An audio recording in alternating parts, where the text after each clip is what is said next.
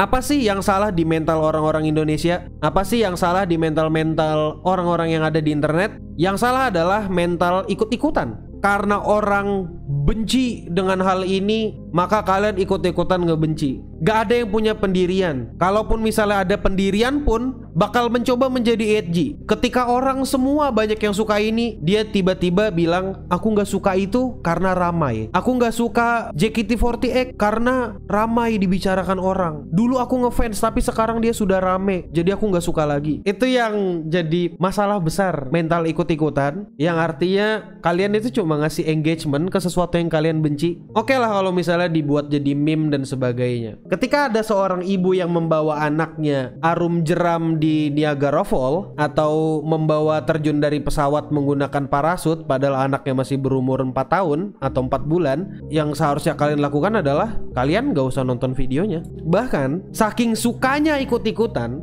ada satu percobaan yang kayak gini. Misalnya ini sumpit, tapi di percobaannya bukan sumpit. Misalnya kayak gini, ini sumpit, ini satu, ini dua. Kira-kira panjang sumpit satu atau panjang sumpit dua? Misalnya kayak gitu. Kalau misalnya banyak orang yang bilang sumpit dua lebih panjang daripada sumpit satu, orang-orang bakal ngikutin bilang ini lebih panjang daripada sumpit satu. Pada dasarnya ikut-ikutan. Salah? Nggak sepenuhnya salah, tapi bisa jadi suatu saat itu akan menjadi masalah. Ingin menjadi relevan dan ingin bersatu dengan koloni, itu memang ada di alam bawah sadar. Yang perlu kau sadari lagi adalah kau harus punya pendirian, kau punya otak tuh mesti dipakai. Tendensi untuk berkelompok, kalau nggak ada kelompok gak merasa aman, betul. Misalnya kita tahu itu sudah salah, kita semua tahu kalau konten yang dibikin sama satu orang itu salah. Gak usah pakai logik pun kita tahu kalau itu salah. Pasti ada orang yang akan memanfaatkan itu. Kita tahu kalau memaksa ibu-ibu tua yang renta mandi dingin-dingin itu salah. Tapi kenapa sih kita suka lihat bahasan yang menunjukkan kesalahan itu? Kita udah tahu itu salah, jadi seharusnya itu nggak perlu dibahas. Dan pasti ada orang yang memanfaatkan ketidaksukaan secara publik itu menjadi konten, dan akhirnya kontennya dinikmati sama banyak orang, dieksploitasi. Apakah salah? Menurutku sendiri nggak salah. Aku juga dapat konten dari orang bodoh, jadi aku